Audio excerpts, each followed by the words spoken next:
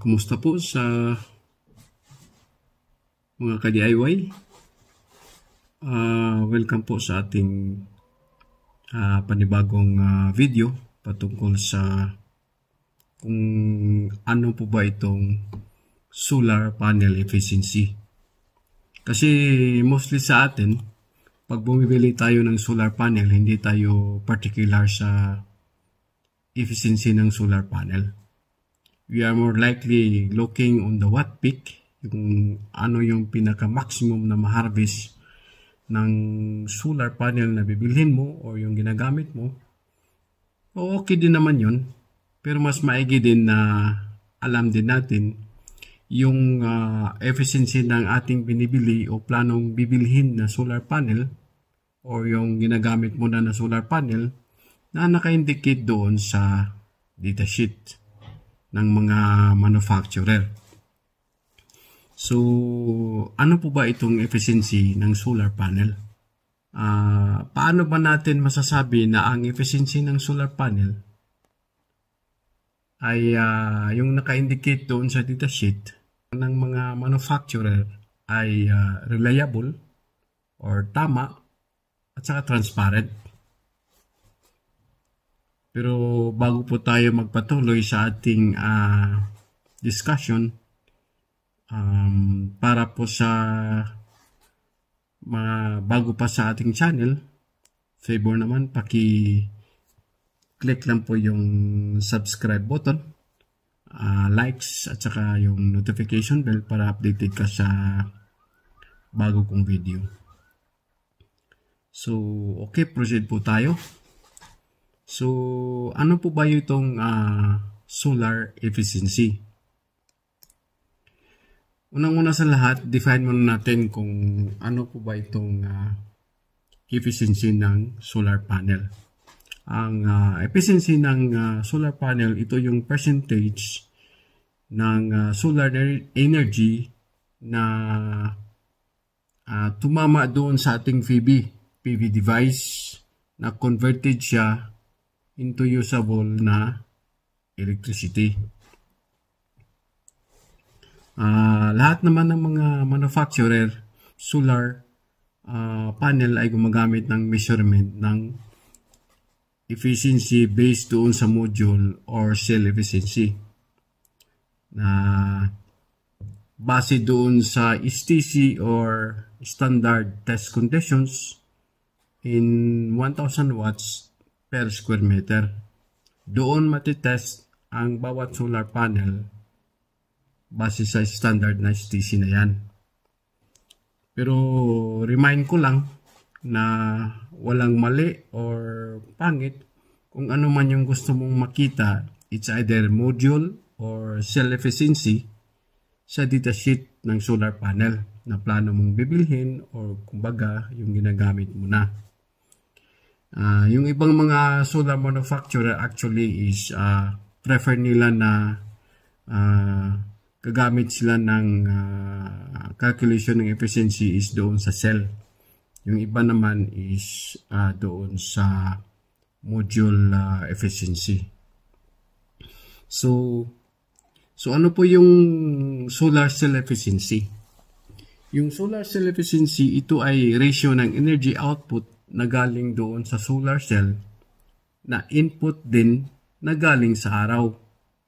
Ang efficiency, magdepende kung gaano ka-intense ang absorption sa araw at sa temperature ng solar cell. Yung module efficiency naman is ito yung ratio between electrical output in watts at sa solar irradiation or tama in watts per square meter sa solar module area. So, hindi mag-matter kung which one you're looking for as long as yung pag makita mo yung value ng efficiency doon sa datasheet, alam mo na kung ano yung ginagamit na calculation sa efficiency. It could be module efficiency or yung cell efficiency. Yung module kasi yun yung pinaka-area ng buong solar panel. Whereas yung cell is yung individual cell niya doon. Yun yung isa sa pinagbabasihan nila sa calculation ng efficiency. So, dito sa Pilipinas, mostly sa mga solar panel na ginagamit na calculation sa efficiency ng mga manufacturer na nagsusupply dito sa Pilipinas is base doon sa module. So, tingnan natin yung manufacturer ng solar panel.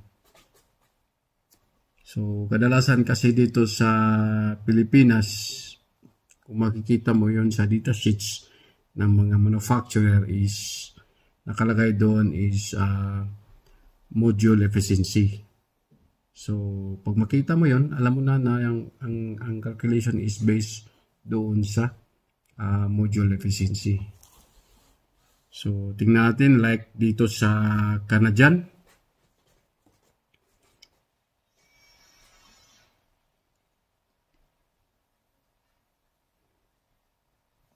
Ngayon, tingnan natin yung, for example, itong sa Canadian.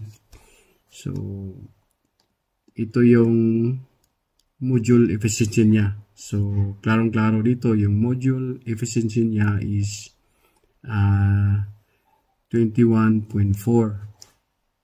So, tingnan din natin kung ano yung STC niya, test condition. Yan, that is 1,000 watt per square meter. Tapos yung size din ng panel niya. Ito yung size ng panel niya. So, calculate natin. Yung total area ng panel niya is 2.266 meter times the width niya is 1.134 meter. So, equal to 2.57 square meter.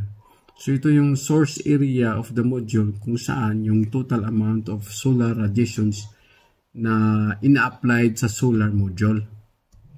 So, sabi ng Canadian solar panel based on the data sheets, sa 550 watts, yun yung claim nila na maximum performance electrical output. So, from standard test conditions, that is 1,000 watt per square meter, so multiplied by total area sa ating solar panel, so that is 2.57 square meter. So, ang result is 2,570 watts. Ito yung total amount of solar power heating the panel. So, ngayon, kukalculate na natin yung module efficiency. So, for 550 watts, over mo yun doon dito sa ating total amount of solar power heating sa ating solar panel na 2,570 watts. So, that is 0.214 or 21.4%. So, which is base doon sa datasheet nila ng Canadian solar panel. Yung 550 watts nila ay mayroong 21.4% module efficiency, which is eksakto talaga kung ano yung naka-indicate doon sa datasheets. So, masasabi natin na ang module efficiency ng solar panel na naka-indicate sa datasheet ng Canadian manufacturer ay reliable. Eksakto siya, klaro, at saka transparent. So, wala tayong masasabi dyan. So, pwede mo rin i-check yung ibang manufacturer kung ano yung ginagamit nyo through this process. Titingnan nyo lang yung module efficiency niya, panel size niya. So, ma-identify nyo na kung tama ba yung module efficiency. So, sana po ang video na ito ay nakapagbigay sa inyo ng informations kung paano nyo i-check yung module efficiency ng yung panel kung tama ba. Kasi importante din na malaman mo yung efficiency ng panel na paano mong bilhin or yung panel na ginagamit mo na ngayon. So, once again, maraming salamat po. At sa muli, huwag niyo kalimutan yung pag-subscribe, likes, at saka notification bell.